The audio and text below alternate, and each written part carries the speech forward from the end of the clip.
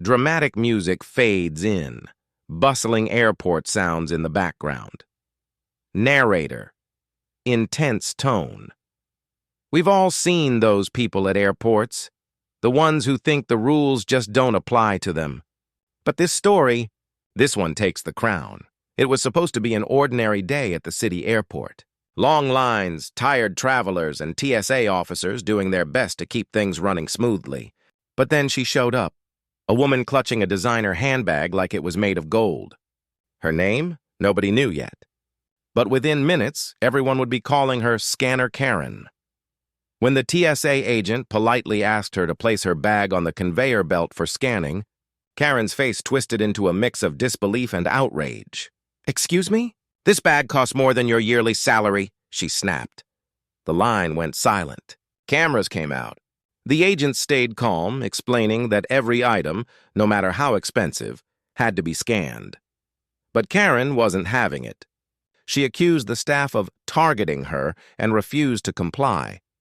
When security stepped in, she doubled down, shouting about her rights and threatening to call her lawyer.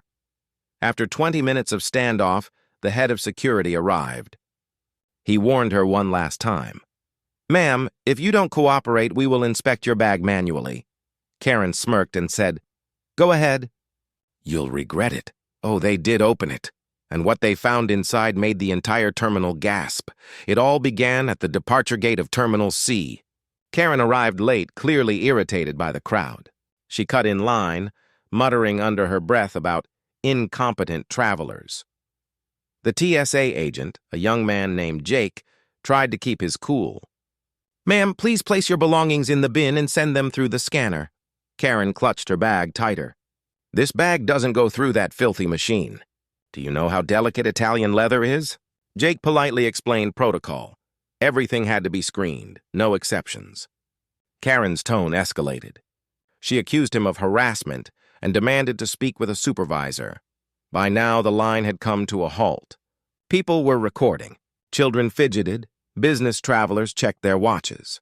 Still, Karen refused. Then the supervisor arrived.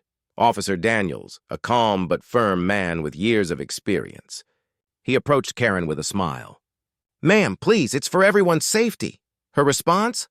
"You can't tell me what to do. I pay taxes that pay your salary." That's when Daniels knew. This wasn't going to be easy. As minutes turned into half an hour, tensions rose. The crowd started murmuring, annoyed that one person was holding up hundreds of travelers. Some even started clapping sarcastically every time Karen opened her mouth. Security radios crackled. Reinforcements arrived to help control the situation. Still, Karen stood her ground. "You people have no authority over me," she shouted. Daniels gave her one final warning. Cooperate, or the bag would be searched manually in her presence. Karen crossed her arms.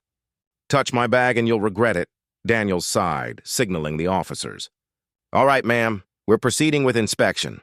Two officers carefully placed the handbag on a sterile inspection table. Cameras were rolling, passengers watching. Daniels put on gloves and opened the first zipper. Inside, layers of cosmetics, perfume, jewelry boxes, all typical. But then beneath a false bottom, something unexpected glinted under the light. A hidden compartment. Inside it was a small metal container filled with unidentified powder and several rolls of high-value currency. Gasps echoed. Karen froze. "That's not mine!" she stammered. Daniels calmly looked at her. "You said no one else touches your bag, correct?" Her face drained of color. They immediately tested the powder. Thankfully, it wasn't an illegal substance. It turned out to be a luxury cosmetic product banned for carry-on due to flammability. But the money, tens of thousands in cash, raised new questions. Customs officials arrived, and Karen's story kept changing. First, she said it was gift money. Then she claimed it was emergency travel funds. Records revealed she had been flagged before for similar oversights at other airports. Suddenly, the picture became clear. She wasn't just being dramatic. She'd been trying to avoid security for years by exploiting her social status. Karen was escorted to a private screening room. Her flight took off without her. After investigation, she was fined for obstruction. delaying security operations and failure to declare large cash amounts. The footage went viral online. Airport Karen loses it over handbag inspection. Millions of views within hours.